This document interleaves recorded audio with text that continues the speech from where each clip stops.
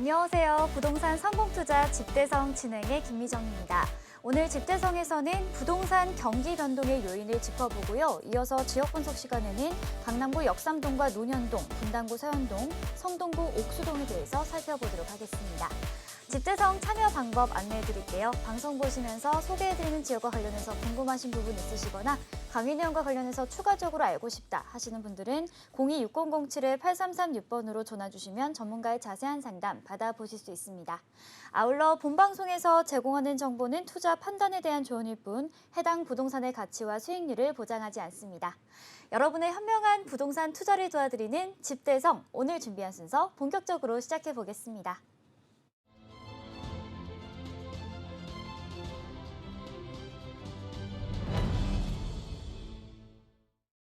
수요일 일부 도움 말씀 주실 전문가분 모셔보도록 하겠습니다.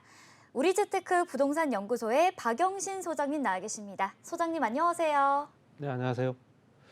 오늘 시간은 부동산 경기의 변동에 관련된 내용을 가지고 한번 준비를 했습니다. 여러 가지 다양한 이유들이 있지만 이런 내용만 알아도 실제적으로 부동산 투자하는데 방향성이 좀 잡히시거든요. 분위기가 안 좋고 요즘같이 소비자 심리가 많이 떨어진 상태에서도 투자는 또 멈출 수가 없기 때문에 그런 부분 가지고 말씀드려 보겠습니다. 네, 4월은 부동산 시장에서 이슈가 많은 달이죠. 총선이 지나고 또 PF 위기설 등으로 부동산 업계가 들썩이기도 했는데요. 자, 이러한 이슈들로 인해서 옥석 가리기가 그 어느 때보다 중요한 시점인 것 같습니다. 오늘 1부에서는 소장님과 함께 부동산 가격을 결정짓는 요소 그리고 경기 변동이 발생하는 이유를 짚어보도록 하겠습니다. 네, 말씀드린 대로 준비된 내용은 부동산 경기 변동 요인입니다. 부동산 경기는 항상 등락을 거듭을 합니다. 주식과 똑같죠. 오르고 내리고 하는 게 반복이 되는데 심리가 굉장히 많이 작용을 하죠. 지난 몇 년 동안은 굉장히 소비자 심리가 이제 얼어붙은 상태고 지금도 마찬가지고요. 그렇기 때문에 이게 변동이 될 수 있는 여건들이 충분히 만들어질 수도 있다라고 또 보여지는 겁니다. 부동산 가격이 형성이 어떻게 되느냐, 기본적인 원론적인 말씀을 드리면 부동산 소유를 하게 되면 장래 이익이 얼마만큼 발생될 거냐라는 거를 계산을 합니다. 이걸 샀을 때 과연 몇 년 후에 팔게 되면 이 물건이 얼마가 돼 있을까? 기대치가 높은 거죠. 그러니까 실질적으로 더 많이 오를 거다라고 기대를 합니다. 부동산 취득하시는 분들은 무조건 부동산이 가격이 오를 거라고 계산을 하고 취득을 하지 떨어질 거라고 계산을 하고 취득하시는 분들은 단 한 사람도 없습니다. 그래서 현재 가치를 표시하되 현재 가치는 장래 이익이 반영이 되는 겁니다. 장래 이 정도 가격은 형성이 될 거다. 앞으로 이 지역이 어떻게 발전이 되고 주변 변화로 인해서 현재 가치보다는 장래 이익이 많이 발생할 거다라고 해서 취득을 하는 거고요. 실제적으로 장래 일정 기간까지 이용 가능하다는 전제하에 실제적으로 그것을 이용을 함으로써 얻는 이익이겠죠.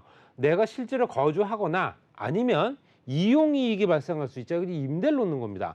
임대를 놨을 때는 소유자가 실거주하지 않기 때문에 당연히 이 물건에 대해서는 이용에 관련된 이익금이 생길 수밖에 없는 거죠. 월세가 됐든 전세가 됐든. 그러니까 이런 것들을 장래 발생 예상 이익을 현재 시점으로 환산을 하게 되면 부동산의 현재 가치가 만들어진다 보시면 될 것 같아요. 그러니까 현재 기준 이 지역에 있는 아파트 33평형이 얼마다라는 기준은 현재 실제적으로 장래 발생할 예상 이익을 현재 시점으로 환산을 하는 겁니다. 그렇기 때문에 이런 것들 따졌을 때는 계속 유동적으로 움직일 수밖에 없는 거고 이런 것 때문에 사실 부동산 투자를 멈출 수가 없다라는 얘기겠죠. 계속 머물러 있는 게 아니라 가격이 오를 만한 위치 또는 어느 정도의 환경 이것들이 만들어진다면 당연히 오를 수밖에 없고 그 주변에서 늘 봐왔던 거기 때문에 실제적으로 이런 것들을 굉장히 매력 있는 상품이라고 생각할 수밖에 없는 거죠. 우리나라 한국 특히 이제 대한민국에서는 더욱더 그렇습니다. 부동산 가격 결정 요인은 이제 공급과 수요에 따라 움직이는데 사고자 하는 사람과 팔고자 하는 사람의 실제적인 거래량이 얼마가 되느냐. 공급이 많거나 또는 반대로 수요가 줄거나 이랬을 경우에는 가격이 하락될 수 있죠. 지금 현재 시점에 현재 부동산 시장은 공급이 많아서 실제적으로 부동산 가격이 하락하는 게 아닙니다. 공급이 많아서라기보다는 실제적으로 심리가 굉장히 많이 작용을 하고 있습니다. 여러 가지 조건들이 있죠. 금리, 그다음에 현재 실제적인 어떤 경제 상황, 여러 가지가 미래의 불투명성 때문이라도 좀 불안한 시장이 조성되고 있는 건 맞고요. 물가도 높고요. 고금리에 실제로 이런 것들 때문이라도 심리가 작용을 하기 때문이지 공급이 많아서가 아니라는 얘기겠죠. 결론적으로는 공급량이 많았던 시점에서는 실제적으로 가격이 하락되는 건 맞지만 지금 현재 시점 봤을 때는 공급보다는 수요, 특히 이제 심리가 작용하는 부분 때문이라도 공급은 한정되어 있는 부분에 어느 시점이 되게 되면 가격이 오를 수밖에 없는 상황이 된다는 겁니다. 왜냐하면 서울뿐만 아니라 각 지역별로서 공급량, 물량을 보더라도 굉장히 많이 줄어들고 있거든요. 전년 대비 많이 줄었고요. 그렇다 보니까 수요가 살아나기 시작하게 되면은 당연히 부동산 가격이 오를 수밖에 없다라는 겁니다. 그래서 실제적으로 공급이 줄고 수요가 높아지는 상황이 될 수 있다는 얘기겠죠. 그게 굉장히 가능성이 농후합니다. 그렇기 때문에 이 내년 올해 하반기부터 내년 또 후년까지 봤을 때 쭉 매년 공급되는 물량을 환산을 해보면 공급량은 계속 줄고 있습니다. 그런데 실제로 수요는 움직이는 시장이기 때문에 당연히 수요는 높아질 가능성이 더 높아졌다는 얘기죠. 분위기가 좋아지거나 금리가 조정되거나 또 경제 상황이 조금씩 나아진다거나 이랬을 때는 수요가 작용을 하게 되면 당연히 가격은 상승할 수밖에 없다. 현재 시장은 이런 시장입니다. 공급량이 많아서 현재 부동산 가격이 떨어지는 게 아니거든요. 그렇게 도 당연히 굉장히 수요가 또 뒷받침이 되는 상황이 될 수도 있기 때문에 가격 상승 여력이 충분하다 보시면 될 것 같고요. 부동산 경기 그래프를 보게 되면 회복기, 상승기, 후퇴기, 뭐 하향기 이렇게 있지만 지금 현재는 이제 후퇴기 실제적으로 상승했다가 2017, 18, 19년도까지 계속 지속적으로 올랐다가 그것이 다시 이제 가격이 어느 정도는 방어선, 실제적으로 가격 방어선에 또 부딪히면서 가격이 떨어지게 했던 부분, 거기에 소비자 심리가 또 어느 정도는 작용을 했던 부분, 이렇기 때문에 후퇴기로 접어들지만 이게 끝없이 하향기로 갈 것 같다라는 생각은 안 합니다. 왜 그러냐면 말씀드린 대로 공급이 없기 때문에 그렇습니다. 공급이 없기 때문에 당연히 끝없이 하향기로 가기는 어렵고요. 당연히 이 선에서 현재 후퇴기로 갔다가 이 선에서 다시 올라갈 가능성이 크다라는 얘기겠죠. 소비자 심리가 다시 작용할 수 있는 여건들이 충분히 만들어지고 있기 때문에 그렇다 말씀드릴 수 있고요. 경기가 변동되는 어떤 그 요인들을 보게 되면 자연적인 요인이 있습니다. 인구가 증가된 거나 감소되거나 계절적인 요인도 있을 테고요. 그러면 인구가 증가되는 지역은 당연히 그 지역의 부동산 가격은 오를 수밖에 없는 거고요. 지방 지역 같은 경우, 지방 소도시라든가 대규모 광역화된 도시 빼고 나머지 도시 같은 경우는 감소가 되는 경우가 많죠. 인구가 증가되는 지역으로 이동을 하기 때문에 당연히 그 지역의 부동산 가격은 떨어질 수밖에 없는 부분. 사회적인 요인이 조금 더 많이 작용을 하는 시장입니다. 현재 시장이. 그래서 심리 요인, 소유의식이라든가 뭐 탐욕, 부동산 수익의 안정성 이런 것들을 계산을 했을 때 지금 현재는 굉장히 불안하다라고 생각을 많이 할 겁니다. 그렇기 때문에 당연히 경기도 너무너무 안 좋은 상황이고요. 또 도시화라든가 공공시설 정비 이런 것들이 만약에 진행되는 지역이 있다면 도시화와 편익시설 확대는 집가 수준이 높아지기 때문에 개발되는 지역은 어떤 지역이든 간에 있을 수 있기 때문에 이런 집가가 높아지게 되면 당연히 현재 그 땅을 안고 있는 땅을 현재 깔고 앉아 있는 부동산 같은 경우, 특히 건물 같은 경우는 가격이 오를 가능성이 크다라는 얘기겠죠. 또 교육이라든가 사회복지, 학군이라든가 생활안정, 복지 이런 것들이 조금 더 변화가 생기는 부분. 또 이제 아무래도 학군 수요가 이동하는 계절이 있지 않습니까? 그 계절에 따라서 좀 움직일 수 있다라고 보여지는 거고.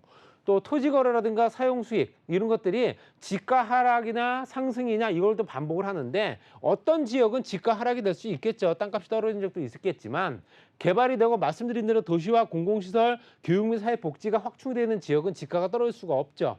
그래서 당연히 상승 요인이 작용을 한다. 보시면 될 것 같고요.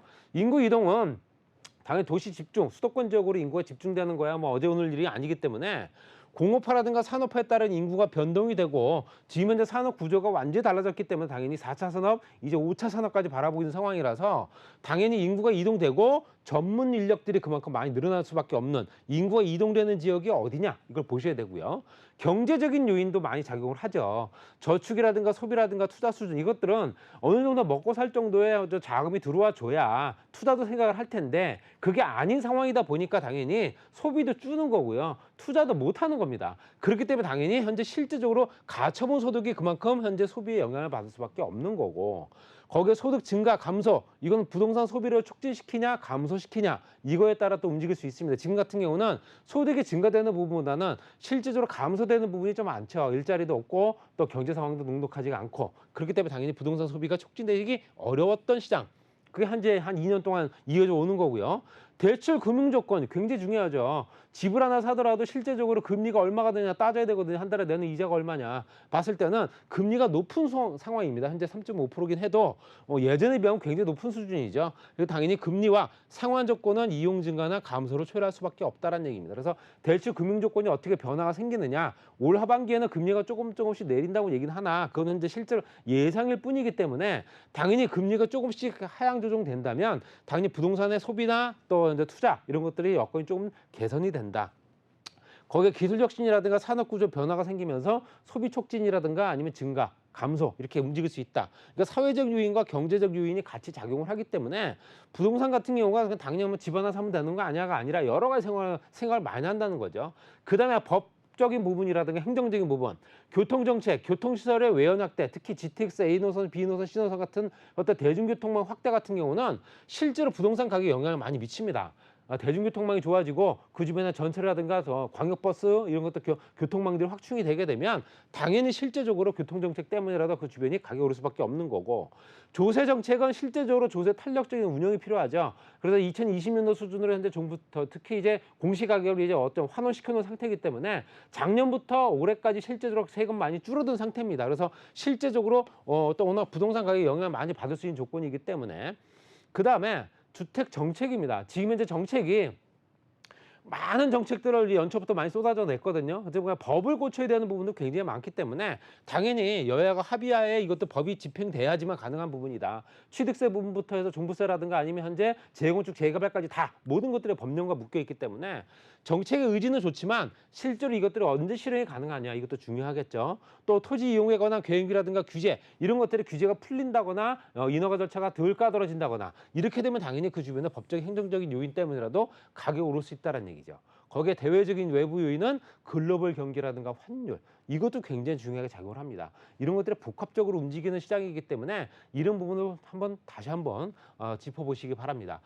마지막으로 경기나 정책에 둔감하며 가격 저항이 심한 곳이 아닌 지역 이건 무슨 지역이냐? 아까 말씀드린 대로 경기를 크게 타지 않고 떨어지더라도 덜 떨어지고 오를 때는 많이 오르고 이런 지역을 선택하라는 겁니다. 그러니까 실질적으로 가격 상승 여력이 충분하고 유지력이 탄탄한 지역 이런 지역들로 들어가야 되는 거죠.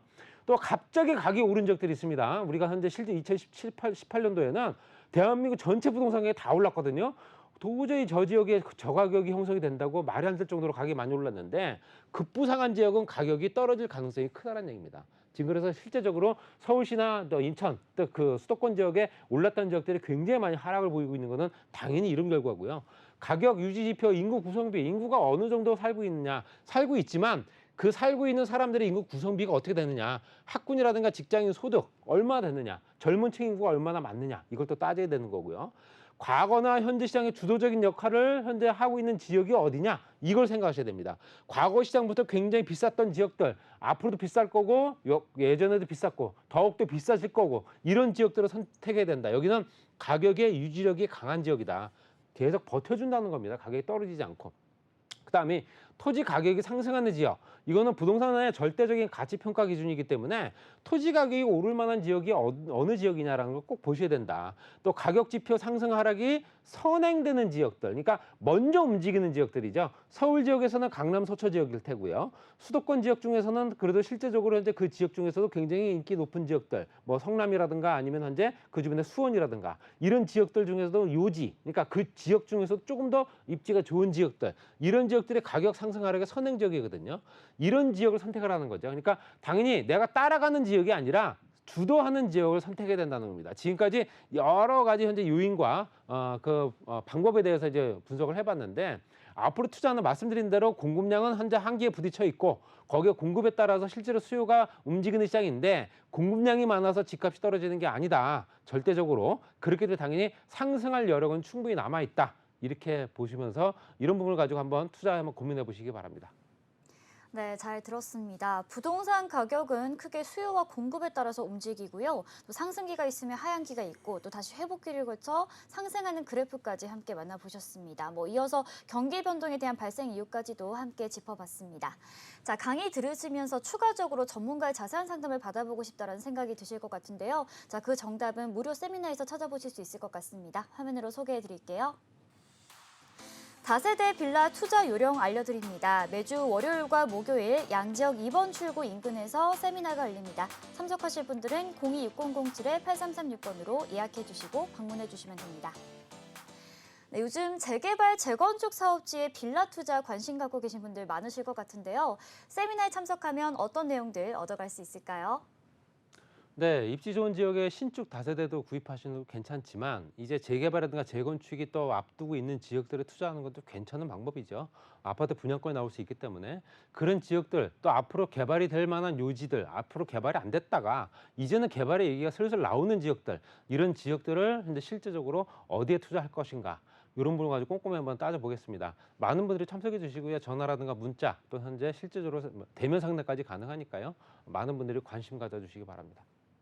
네, 앞서 제가 이 현재 부동산 시장에서는 옥석 가리기가 그 어느 때보다 중요하다고 말씀을 드렸는데요. 전문가의 상담 받으시면서 투자해 보시면 좋을 것 같습니다. 026007-8336번으로 전화 주시면 전문가의 자세한 상담 받아보실 수 있습니다. 이어서 박영신 소장님과 함께 만나볼 첫 번째 지역 화면으로 함께 보겠습니다. 2호선 역삼역 역세권입니다. 공급 면적 약 40제곱미터의 분리형 오피스텔이고요. 시세는 3억 2,500만 원에서 4억 6,500만 원 선입니다. 네, 첫 번째로 만나볼 지역은 역삼동입니다. 직주 근접이 뛰어난 곳이고요. 강남의 주요 업무지구와도 가깝습니다. 이 지역 소개해 주시죠.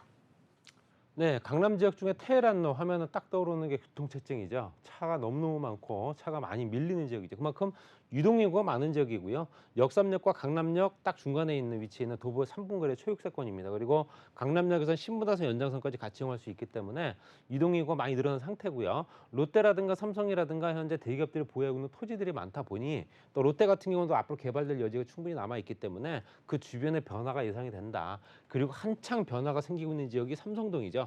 현재 GTX A노선이 이미 개통이 됐고요. 거기에 국제화로 복합지구가 또 조성이 되면서 그 주변이 굉장히 많이 변화가 생기고 현대 기아자동차까지 또 움직이고 있기 때문에 당연히 이 주변에 변화가 생기면서 테헤란로 일대에 굉장히 많은 영향을 미칠 수밖에 없다 말씀드릴 수 있고요. 말씀드린 대로 현재 테헤란로 말씀드린 대로 차량 교통체증 딱 떠오를 겁니다. 그런데 이동인구가 많다는 얘기입니다. 그만큼 직장인구가 굉장히 많은 지역이죠. 그렇기 때문에 지하철 승하차 인원이 가장 많을 수밖에 없고 유동인구 비율이 가장 높기 때문에 당연히 이 주변에 상권이 굉장히 활발하고요. 경기가 안 좋다 하더라도 실제적으로 어느 정도는 이 지역이 유지가 되고 있는 지역이다 이렇게 말씀드릴 수 있습니다. 또 엔터테인먼트 기업이라든가 아니면 IT 기업들이 워낙 많다 보니까 젊은 2030 세대의 젊은 직장인들이 워낙 많은 지역이다 보니까 그로 인한 상권의 개발, 발달 또는 현재 그 주변에 있는 혼자 사는 인구 비율 이런 것들이 굉장히 높은 지역이다 보니까 서울시에서도 실제적으로 강남 역삼 지역이 혼자 사는 인구 비율, 특히 이제 여성 직장인들이 많다 보니 이 주변에 이제 초역세권이면서 오피스텔 같은 깨끗한 구조의 건물을 찾는 수요가 워낙 많은 지역이다 이렇게 설명드릴 수 있습니다. 강남권 개발 방향은 당연히 실제로 테헤란로 연장은 이제 뭐 예전부터 얘기가 나왔던 건데 개발이 쉽지가 않았습니다. 그렇지만 이제 조금씩 하나씩 한 가닥 이제 어느 정도는 방향이 잡히고 있는데 서초역까지 연결된 라인에는 옛 정보사 부지가 현재 개발이 되고 그 주변에는 이제 4차 산업 또 클러스터가 조성이 될 수밖에 없는 거고요. 롯데치성이라든가 코롱, 라이언미싱 부지가 있는 그 부지를 활용을 해서 유통업체라든가 아니면 판매 시설들 또 대기업에 있는 본사까지도 이전할 수 있는 여건이 되기 때문에 당연히 인구 이동이 많을 수밖에 없죠. 경부고속도로 지하 사업이 또 세로축으로 지나가고 있기 때문에 그만큼 이 주변이 개발이 복합적으로 진행되는 지역이고요. 잠실역까지 연결된 부분에는 현재 실제적으로 이제 국제로 복합지구 개발이 되고 강남 국제로 복합지구 쪽에는 국제 업무지구뿐만 아니라 그 주변에 활성화될 수 있는 어떤 국제 환경적인 여건들이 충분히 만들어지고 GTX 노선까지 같이 또 가세하기 때문에 현재 강남 지역이 굉장히 많이 개발될 수밖에 없는 여건입니다. 강남 역삼 선릉 삼성 같은 경우도 벤처산업 벨트와 묶여 있기 때문에 당연히 벤처산업이 현재 유동자금 특히 이제 자금 흐름이 많은 기업체들이 들어오죠. 그렇다 보니까 이 자금 흐름이 때문에라도 이 주변이 더욱더 활성화될 수밖에 없고 또 신사 논리라든가 압구정 로데오부터 연결되어 있는 한류 관광 그다음에 현재 의료 관광 같은 벨트가 또 권역별로 묶여 있기 때문에 이런 걸 봤을 때는 강남 지역은 동서남북으로 다 개발될 수밖에 없는 지역이다 말씀드릴 수 있습니다. 그리고 국제로 복합지구 말씀드린 대로 상층부에는 5개 권으로 나눠서 개발이 됩니다. 그래서 국제 교류라든가 또 회의 그다음에 현재 관광, 포럼까지 같이 진행되는 거고요. GTX 노선 같은 경우는 A 노선이 이미 수서 동탄구에 개통이 됐고 거기에 따라서 일산까지 연결되는 연장 노선까지 또 A 노선, C 노선부터 해서 위례신사 급행철도까지 같이 연결되기 때문에 때문에 이런 거야말로 이제 수도권 광역 급행철도가 지나면서 통합 환승센터가 만들어지기 때문에 국내에서 가장 큰 환승센터가 만들어집니다. 그렇기 때문에 당연히 이동 인구가 한 5, 60만 명 정도 본다 보시면 될 것 같고요. 상층부가 현재 현대자동차부터 테헤란로 일대, 롯데칠성까지 연결된 라인이 현재 실제적으로 허용 용적률이 높아지고 있습니다. 그래서 제3종 일반 주거지역이 현재 250%까지, 일반 상업지역이 800%까지 높아지고 있는 상황이기 때문에 해당 토지 같은 경우도 상업지 안에 포진되어 있는 상업지역입니다. 당연히 토지 가격이 상승할 수밖에 없기 때문에 투자 가치도 높아진다 보시면 될 것 같고요. 테헤란로 직장인 밀집 지역이 임차 수요 많죠. 당연히 높은 수익률, 노후 생활 보장할 수 있습니다. 토지 가격 급등을 할 수 있는 여건들이 충분히 동서남북으로 펼쳐지고 있는 지역이고요. 가격은 3억 2,500만 원부터 4억 6,500만 원까지, 전세가 2억 8천만 원부터 4억 원까지, 투자 금액은 4,500에서 6,500만 원 정도 소요가 될 테고요. 월세 같은 경우는 보증 2천만 원에 월 110에서 140만 원 정도, 대출 가능 금액을 2억 2천만 원에서 3억 2천만 원 잡게 되면 8,500에서 1억 2,500만 원 소요되는 물건이고요. 실제로 이런 분위기에서는 부동산 투자를 해야 되는데 좋은 지역에 좋은 물건 사는 게 맞습니다. 그래서 이런 지역에 투자를 한번 고려해 보시기 바랍니다. 네, 강남구 역삼동 함께 만나봤습니다. 카페나 여가, 문화생활을 한자리에서 누리는 술세권이고요. 고소득 직장인들 수요가 풍부한 곳이기 때문에 투자해보시면 좋을 것 같습니다. 026007-8336번으로 전화주시면 전문가의 자세한 상담 받아보실 수 있습니다. 이어서 소장님과 함께 만나볼 두 번째 지역 화면으로 보겠습니다. 9호선 언주역 역세권입니다. 투룸, 쓰리룸 구조의 다세대 주택이고요. 공급 면적은 약 45.91제곱미터에서 93.22제곱미터로 다양합니다. 시세는 3억 1천만 원에서 4억 5천만 원 선입니다. 네, 두 번째는 논현동인데요. 서울의 주요 업무지구로 편리하게 이동할 수 있는 9호선 라인을 끼고 있습니다. 이 지역 소개해 주시죠. 네, 언주역 이용하실 수 있고요. 언주역은 9호선입니다. 9호선 언주역을 이용하실 수 있는데 이 언주역이 쭉 삼성동까지 연결됩니다. 그리고 위로 봤을 때는 현재 7호선, 아래쪽이 2호선이고요. 세로축으로 봤을 때는 현재 신분당선 연장선 개통이 됐죠. 또 반포와의 시구간이 현재 경부고속도로 지하 사업의 최대 수혜지이기 때문에 도보로 가능한 물건이고요. 언주역에서 강남역 배우상권까지도 현재 도보를 이용하기 때문에 젊은 층 인구 비율이 상당히 높을 수밖에 없는 지역이고, 전철역만 따지게 되니까 뭐 현재 실제로 복합 환승역까지 따지게 되면 한 9개 정도가 포진하고 있는, 전철역에서 한 3, 4분 정도 거리의 초육사건이다. 이미 신축이 완료된 상태이기 때문에 바로 입주 가능합니다. 삼선동 복합개발지구도 현재 바로 전철역으로 세정거장만 지나면 되기 때문에 이런 것들이야말로 당연히 이 주변에 영향을 많이 미칠 수밖에 없다라고 보여지고요. 이 주변에 있는 편의시설과 상업시설 같은 경우는 뭐 말할 필요가 없는 지역이죠. 지하상권이라든가 아니면 현재 지상상권들, 특히 이제 대형 백화점부터 해서 편의시설들, 그다음에 현재 면세점까지 같이 이용할 수 있기 때문에 강남과 서초를 딱 연결하는 지점입니다. 그래서 서초권에 있는 현재 대형 상권이라든가 강남권에 있는 현재 실제적인 어떤 그런 시설들을 다 이용할 수 있는 젊은 층 인구 비율이 가장 높은 지역이다 보시면 될 것 같고요. 전철역 주변도 업무 상업, 근생, 주거 복합 이런 것도 다시 개발이 됐는데 기존에 있는 용도가 좀 안 되기 때문에 용도 변경을 통해서 종상향을 하고 그 주변에 있는 상업 지역들도 용적률이 높아진 부분만큼 높은 층수의 건물을 지을 수 있는 조건이 되기 때문에 당연히 토지 가격이 높아질 수밖에 없죠. 주변에 개발이 된다면 주변에 영향을 많이 미칠 수밖에 없습니다. 노란색 부분이 주거지역인데 주거지역도 당연히 가격이 상승할 수 있는 토지 가격 상승 여력이 충분하다 이렇게 설명드릴 수 있고요. 또 강남 차병원 의료 특구 때문에라도 이 주변이 현재 실질적으로 관광이라든가 의료 관광을 오는 수요들이 굉장히 많습니다. 그래서 이런 것들 때문에 또 그 주변에는 관광 호텔이라든가 아니면 의료 시설들, 특히 이제 의료 관련 시설들이나 업무 시설들이 많이 만들어지면서 신축 빌딩들이 늘어나고 있는 상황이다. 업무지구가 더욱더 활성화될 수 있는 여건들이 만들어지고 있는 지역이다 보니까 앞으로도 무궁무진하게 개발될 수 있는 지역들, 특히 이제 투자 가치가 높을 수밖에 없는 지역이다 이렇게 설명드릴 수 있고요. 국제로 복합지구는 말씀드린 대로 현재 잠실 종합운동장부터 탄천까지 연결된 라인에 강남 현재 영동대로에 펼쳐지는 대형 개발이죠. 그 주변에 5개 공으로 만들어서 개발되고 또 현재 우측으로 보여지는 그림이 이제 실제로 현대자동차인데요. 현대자동차가 당초에는 우리나라에서 가장 높은 건물을 지으려고 예상을 했으나 3개 동으로 나누어서 저층으로 현재 나눠진다 하니까 실제적으로 건물이 더 늘어나는 거죠. 그렇다는 얘기는 그 주변에 인구가 구성이 더욱더 많아진다는 얘기입니다. 더 유입 인구가 많다는 얘기죠. 그렇게 당연히 주변에 더욱더 개발 가능성, 특히 이제 개발되면서 그 주변에 영향을 많이 미칠 수밖에 없다라고 보여지는 거고요. 국제로 복합지구는 말 그대로 스포츠 특화, 전통 문화라든가 역사 관광, 컨벤션, 전시 호텔이라든가 지식 기반 업무 호텔, 공연, 문화까지 같이 연결된 지역이거든요.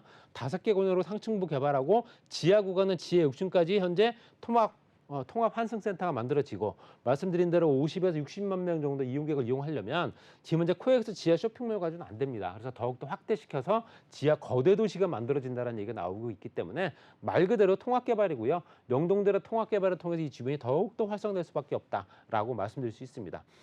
9호선 원주역에서 3분 정도 거리의 초역세권 평지 입지고요. 강남 노년 대형 상권의 배우지 풍부한 수요가 많은 지역, 임차 수요가 많다는 얘기죠. 구조를 보게 되면 3룸, 2룸이 있는데 3룸 같은 경우 복층식 3룸이고요. 전용 면적이 한 20평 정도 됩니다. 2층에 복층에도 화장실이 갖춰져 있기 때문에 굉장히 편의성도 높고요. 투자 가치가 상승한 강남 서초 연결 지점이다. 이렇게 말씀드릴 수 있습니다. 가격은 3억 1천만 원부터 4억 5천만 원까지 굉장히 저렴한 가격에 형성돼 있습니다. 전세 2억 9천5백만 원부터 3억 6천까지 가능하고요. 투자 금액이 1,500에서 9천만 원 정도 소요됩니다. 월세는 보증 3천만 원, 120에서 140만 원 정도, 1억 2천만 원에서 1억 8천만 원 대출받게 되면 1억 5천에서 2억 4천만 원 정도 소요되는 물건이고요. 실거주하셔도 되고 또 임대를 놓으셔도 되는 굉장히 활용도가 높은 물건이기 때문에 한번 가능성을 한번 보시길 바랍니다. 네, 논현동 다세대 주택 함께 만나봤습니다. 강남권 한복판이고요. 9호선도 지나가지만 도보를 이용해서 7호선이나 신분당선 그리고 수인분당선도 이용해 볼 수 있는 교통의 요지인 만큼 참고하시면 좋을 것 같습니다. 026007-8336번으로 전화 주시면 전문가의 자세한 상담 받으실 수 있습니다. 자, 1부 도움 말씀 주신 박영신 소장님은 여기서 보내드리고요. 잠시 후 저희는 2부에서 찾아뵙겠습니다. 소장님 고맙습니다.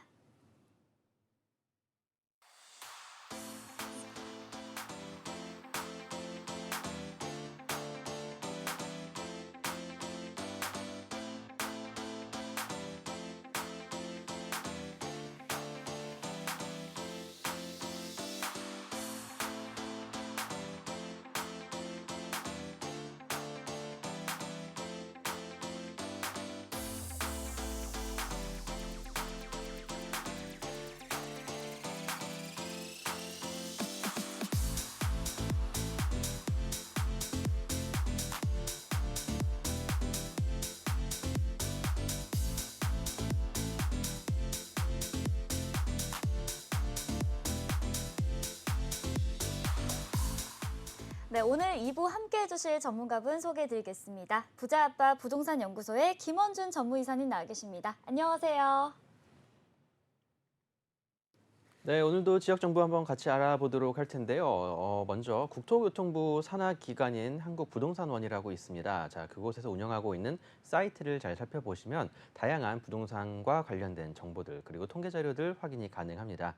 자, 공부가 필요한 시기입니다. 이렇게 다양한 사이트들 활용해서 좀 공부도 같이 해보시면 좋을 것 같고요. 그것과 함께 청약홈이라는 어플과 사이트가 역시 운영 중에 있는데요. 앞으로 아마 신축 아파트들이 더욱더 귀해지지 않을까 싶습니다. 자, 청약과 관련된 정보들도 함께 알아보시면서 청약을 넣으실 수 있다라고 하시면 한 번씩 넣으시는 것도 방법이 되지 않을까 싶습니다.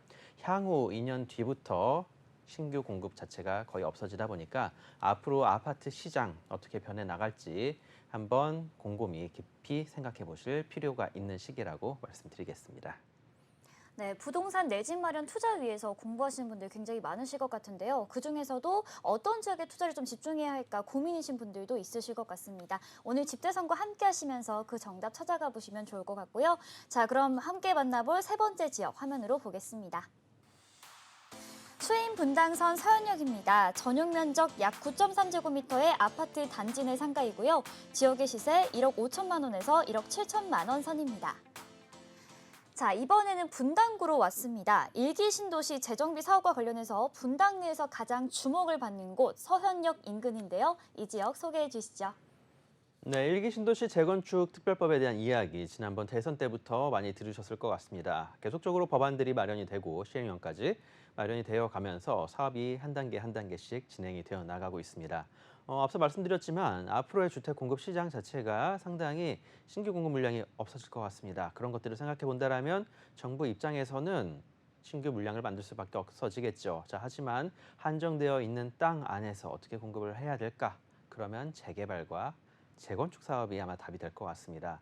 앞으로의 부동산 시장, 재개발과 재건축 시장 이제 유심히 지켜보실 필요가 있다라고 말씀드리면서 자, 법안이 마련이 되고 다양한 인센티브 혜택을 주는 일기 신도시 지역에 대해서 한번 알아보도록 하겠습니다. 먼저 첫 번째로 말씀드릴 지역 분당입니다. 이 분당 같은 경우 판교 신도시가 들어섬에 따라서 이 분당 자체가 이제는 구도심이 되어버렸는데요.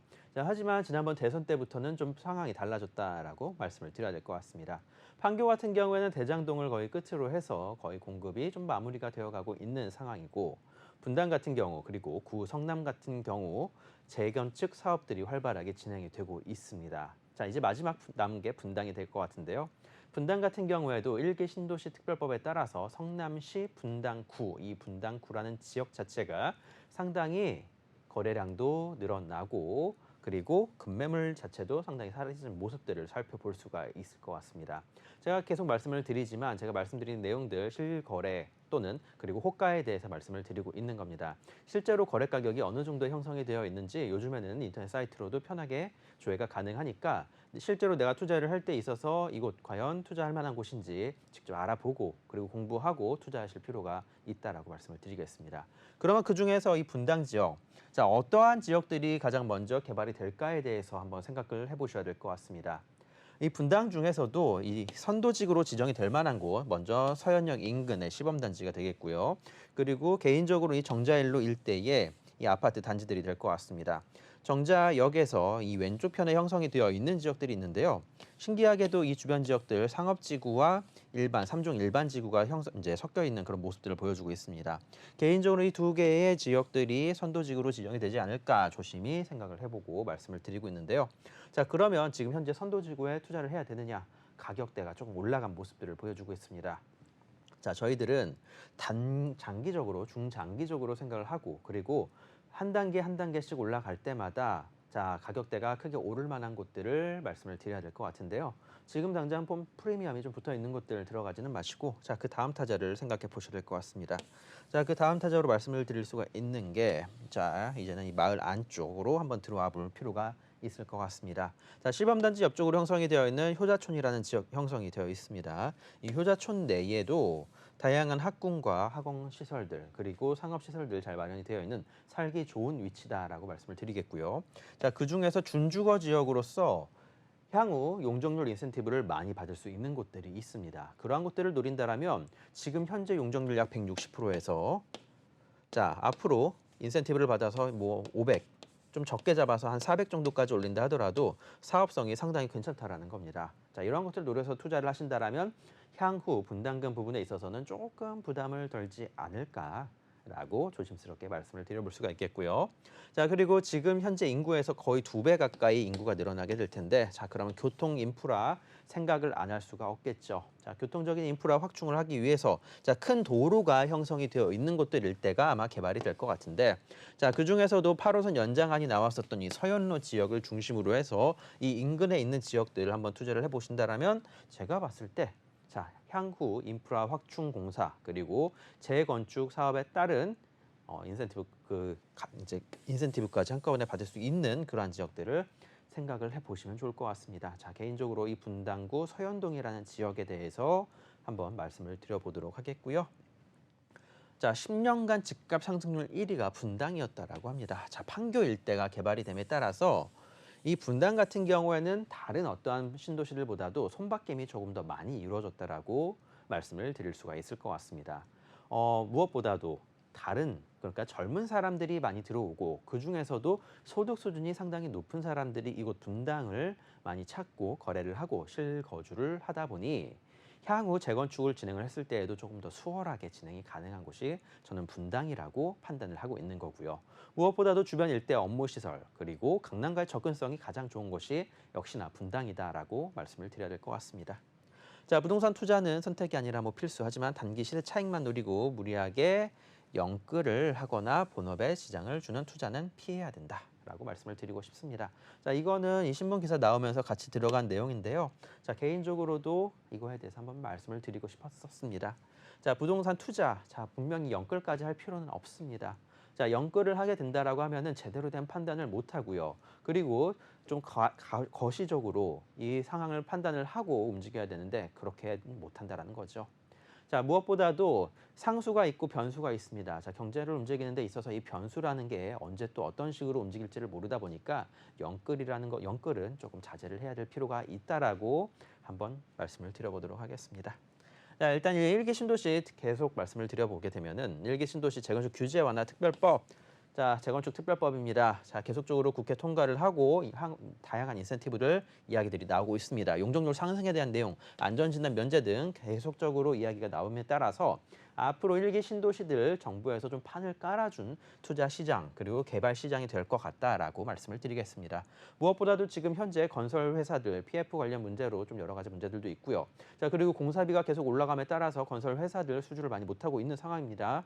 자, 하지만 이 건설 회사들 무너지게 놔둘 수는 없겠죠. 자, 계속적인 용적률 인센티브를 주고 사업성을 크게 늘려나가게 된다라면 자, 정부 입장에서도 큰 돈을 들이지 않고 건설회사 PF 사태를 막을 수가 있고 자, 그리고 이곳 물건을 가지고 계신 분들 같은 경우에 재건축을 진행한다 할 때도 분담금 부분 상당히 줄어들 것이 예상이 되고 있습니다. 자, 그런 만큼 정부에서 계속적으로 법안 마련해 나가고 있는 일기 신도시 주목해 보실 필요가 있다라고 말씀을 드리겠습니다. 자, 올해 4월부터 시행할 예정입니다. 자, 용적률 500%, 30층 이상도 가능하고요. 공공기여율 70%는 차등 적용을 하겠다라고 합니다. 자, 이주 개발서 지자체 역할 강화를 하고 이르면 2033년 첫 입주를 목표로 사업을 추진을 하겠다라고 합니다. 2033년까지 얼마 남지 않았습니다.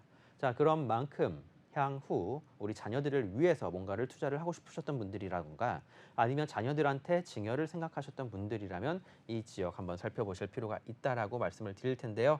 자, 일기 신도시입니다. 분당, 평촌, 삼본, 중동 등 자, 다양한 지역들 많이 있지만 자, 개인적으로는 이 분당 지역과 이 일산 지역 두 지역만 좀 생각을 해보시는 게 좋지 않을까 싶습니다. 자, 거래량과 아파트 가격대 받쳐주는 게 이 두 지역이 가장 높다라고 말씀을 드리겠고요. 그 중에서 첫 번째가 자, 분당이 되겠죠. 강남과의 접근성 우수하면서 자, 아파트 가격 받쳐주고 그리고 소득 수준도 상당히 괜찮다 보니 무엇보다도 명의자가 젊은 분들이 상당히 많습니다. 자, 재건축 사업을 추진하기에 괜찮은 환경이 조성이 되어 있는 곳 분당이라는 점 말씀을 드리겠습니다.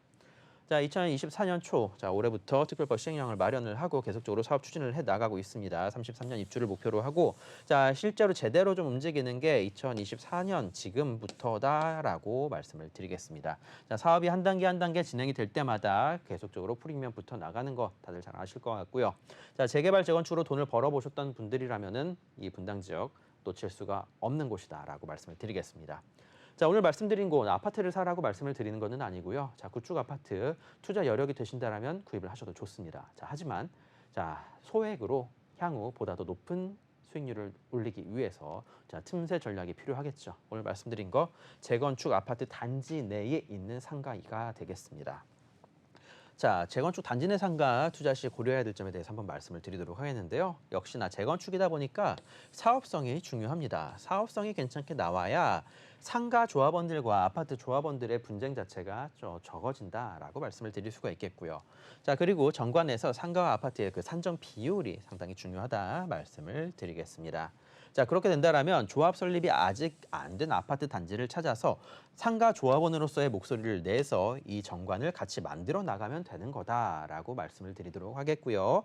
자, 사업성이 좋다라고 한다라면은 자, 아파트 조합원 입장에서도 시간 낭비할 필요 없이 상가 조합원들한테 아파트 하나씩 준다 하더라도 크게 문제가 되지 않는다라는 거 말씀을 드리도록 하겠습니다. 자, 최근에 일어나는 강남과 그리고 송파 일대 그리고 서울 내에서 일어난 다양한 재건축 사업들을 살펴보시게 된다라면 결국에는 상가 조합원들과 협의가 다 이루어졌었습니다. 실제로 이 산정 비율 자체를 0.1로 잡아서 상가를 한 평 갖고 있다 하더라도 실제로 아파트 입주권이 나오는 사례들이 많았다는 것을 생각해 본다라면 이 상가 조합원들 무시를 할 수 없다라는 점 다시 한번 말씀드리고요. 잠시 뒤에 한 번 더 말씀을 드리도록 하겠습니다. 자, 임대 및 대출에 대한 리스크, 상가를 구입을 하실 때 임대, 그러니까 월세가 발생되는 부분과 대출, 자, 비용이 부족해서 대출을 받으시는 분들 같은 경우에 이자에 대한 부담이 있을 수가 있겠죠. 자, 그리고 투자 패턴에 따라서 자, 매물 선정은 다르게 해야 된다는 점 말씀을 드리도록 하겠습니다. 자, 투자 포인트 한번 정리해 보도록 할 텐데요. 일기 신도시 특별법의 혜택을 최대한 누릴 수 있는 분당이라는 점 말씀을 드리겠고요. 자, 분당 중심 지역으로 풍부한 인프라를 누릴 수가 있습니다. 자, 그리고 타 지역 대비 여유 용적률이 높아서 사업성이 좋다. 자, 이거 가장 중요합니다. 자, 그리고 특별법의 혜택을 받을 경우 더욱더 높아지는 분당 토지의 가치. 자, 예전에는 이 땅 한 평의 가치가 이 땅 한 평으로 조그만한 땅 한 평으로 조그맣게 아파트를 높이 올리지 못했다고 한다면 이제는 용적률을 많이 줘서 자, 지금보다도 더 높은 아파트가 올라가는 모습들 생각을 해보시면 좋을 것 같습니다. 자, 상가이기의 주택수에 포함이 안 되어서 보다 효율 높은 투자가 가능하다라는 점. 청약 통장은 청약 통장대로 활용을 하시고요. 자, 상가를 갖고 있다고 해서 청약이 불가능한 게 아니라는 점 말씀을 드리겠습니다. 그러다 보니 최근에 자녀분들 명의, 손주분들 명의로 이렇게 아파트 단지 내 상가를 구입을 하는 케이스가 상당히 많다라는 점 조심스럽게 말씀을 드려보도록 하겠습니다. 자, 그리고 자, 이제 막 시작하는 일기 신도시 재건축의 기회를 잡을 때라는 거 말씀을 드릴 수가 있겠는데요. 자, 정부에서 판을 깔아줬습니다. 자, 모든 대선 후보들이 일기 신도시 특별법에 대해서, 일기 신도시 재건축에 대해서 목을 높여 이야기를 했었다는 점 생각을 해본다라면 향후 시간이 지난다 하더라도 이 재건축에 대한 특별법 계속적으로 마련을 해 나가고 사업 문제 없이 진행될 것이 충분히 예상을 해볼 수 있다라고 말씀을 드리겠습니다. 자, 시세 한번 살펴보도록 하겠는데요. 시세는 제가 올해 초에 말씀드렸을 때보다는 조금 올라간 모습들을 보여주고 있습니다. 더 이상은 상가 쪼개기가 불가능하다 보니 이렇게 소형 평형대의 상가들이 인기가 많다라는 점. 자, 오늘 말씀드리는 상가 같은 경우에는 예전부터 분당 초기 분양을 했었을 당시에부터 나눠져 있었던 소형 평형대의 상가라는 점 말씀을 드리겠습니다. 자, 매매 가격 1억 5천에서 1억 7천대 형성이 되어 있고요. 자, 지금 현재 월세가 발생이 되고 있습니다. 자, 보증금은 없는 상황에서 월세 약 15에서 17만 원 정도 형성이 되어 있습니다. 실제 투자 금액 역시 대출이 불가능하다 보니 현재 시세만큼 나오니까 자, 그런다 하더라도 실제 아파트 전세 놓고 투자를 하시는 것보다는 투자 금액이 적게 들어간다라는 점 말씀을 드리도록 하겠습니다.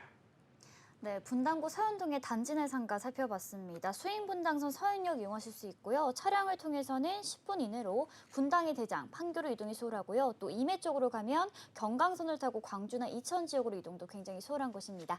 026007-8336번으로 전화 주시면 전문가의 자세한 상담 받아보실 수 있습니다.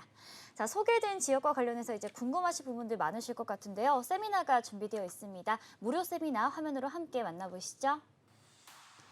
24년 대세는 재개발, 재건축 투자 방향 짚어드립니다. 매주 목요일 신논현역 3번 출구 인근에서 세미나가 열립니다. 참석하실 분들은 026007-8336번으로 예약해 주시고 방문해 주시면 됩니다. 자, 저희가 단지 내 상가들 살펴보고 있습니다. 세미나에 참석하면 어떤 내용들 얻어갈 수 있을까요? 네, 모든 투자는 정부 정책에 반대로 가면 안 된다라는 거 말씀을 드릴 텐데요. 자, 앞으로의 정부 정책 어떠한 식으로 펼쳐 나갈지에 대해서 한번 알아보는 시간 갖도록 하고요. 자, 그거에 맞춰서 어떻게 투자를 해야 되는지, 어느 지역에 투자를 해야 되는지도 같이 한번 알아보도록 하겠습니다. 네, 변화하는 정부 정책에 발맞춰 어떤 부동산에 투자하면 좋을지 세미나에서 정답 찾아가시면 좋을 것 같습니다. 026007-8336번으로 전화 주시면 전문가의 강의 내용과 관련해서 추가적으로 상담 받으실 수 있고요. 세미나 참석도 가능합니다. 자, 그럼 이어서 마지막으로 만나볼 지역 화면으로 함께 보겠습니다. 3호선 경의중앙선 옥수역 도보 1분 거리에 위치한 아파트 단지 내 상가입니다. 전용 면적은 약 9.3제곱미터이고요. 시세는 2억 9,900만 원에서 3억 1,000만 원 선입니다. 자, 옥수 같은 경우에는 교통 호재가 따로 필요 없을 정도로 서울에 어디로든 쉽게 이동할 수 있는 입지에 위치하고 있는데요. 이 지역 자세하게 만나보겠습니다. 네, 교통 인프라가 완성이 되어 있고 그리고 한강 뷰가 가능한 아파트 단지들입니다. 자, 이 아파트 단지 향후 재건축을 하게 된다면 지금보다도 더 많은 세대들이 한강변을 바라볼 수 있게끔 아마 변화가 될 것 같은데요. 자, 그거에 맞춰서 한번 투자를 해보시라고 말씀을 드리는 겁니다. 자, 서울 다양한 지역 투자를 하셔도 괜찮겠지만 자, 미래의 가치는 이 한강변을 끼고 있느냐 아니냐에 따라서 크게 달라지지 않을까라고 말씀을 드려볼 수 있겠고요. 자, 먼저 한번 신문 기사들 살펴보겠습니다. 평당 4억 없어서 못 판다. 재건축 아파트보다 몸값 비싸진 아파트 단지 내 상가에 대한 신문 기사들입니다. 자, 주택수에 안 잡히고 세 부담도 확 줄고 아파트 입주권 받는 사례가 나오자 시세 차익 노린 투자 수요가 계속적으로 몰린다라는 신문 기사 내용입니다.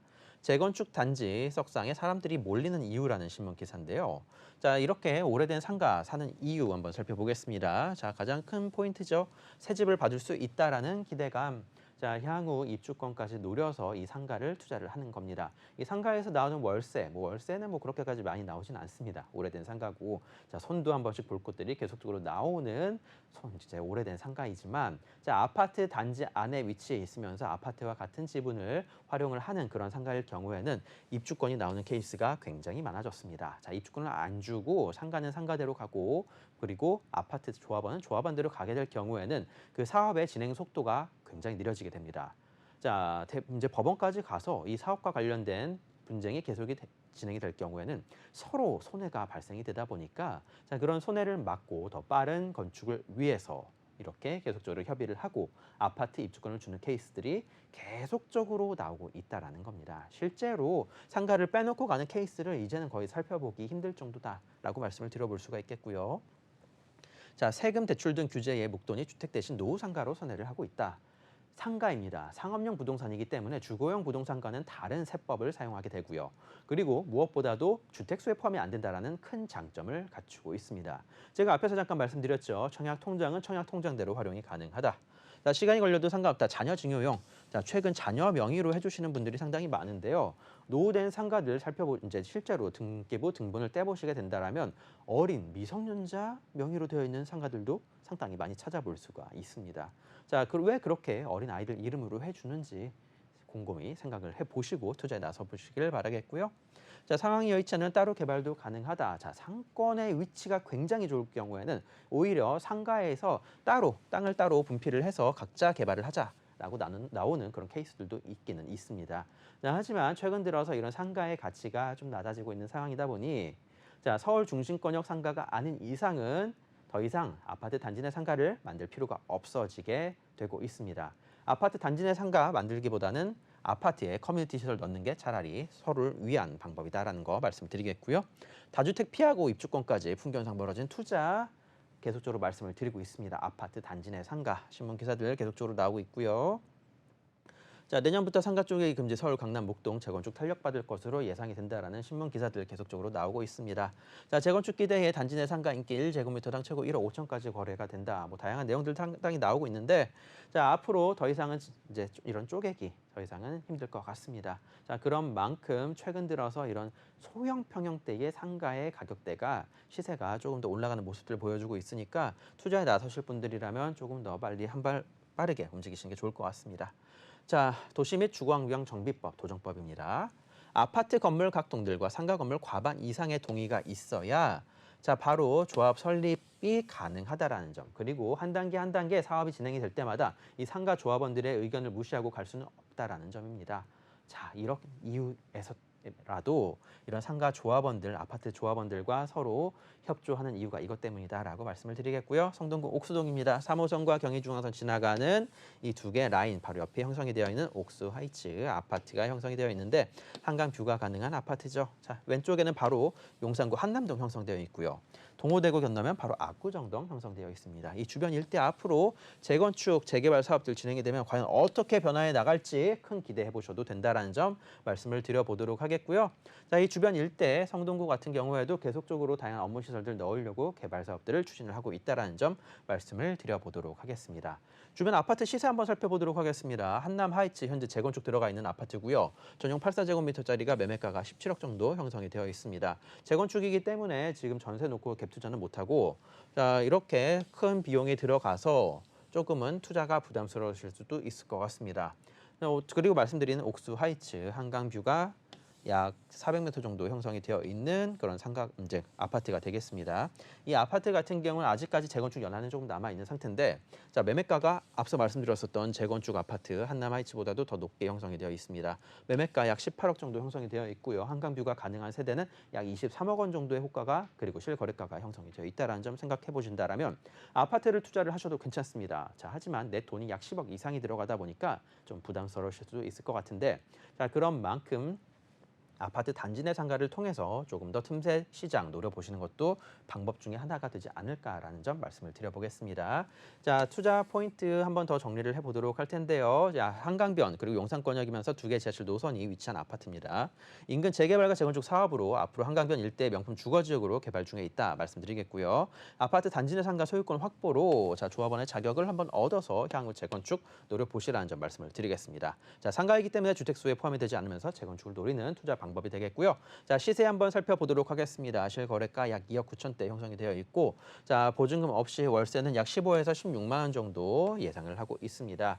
대출 금액 같은 경우는 상당히 변동폭이 큽니다. 자, 지금 상업용 부동산에 대해서 대출 규제가 한 번 더 들어갈 것이 예상이 되고 있다 보니까 대출 금액 같은 경우는 본인의 신용도 그리고 이게 변동 이제 정책에 따라서 달라질 수 있다는 점 말씀을 드리겠고요.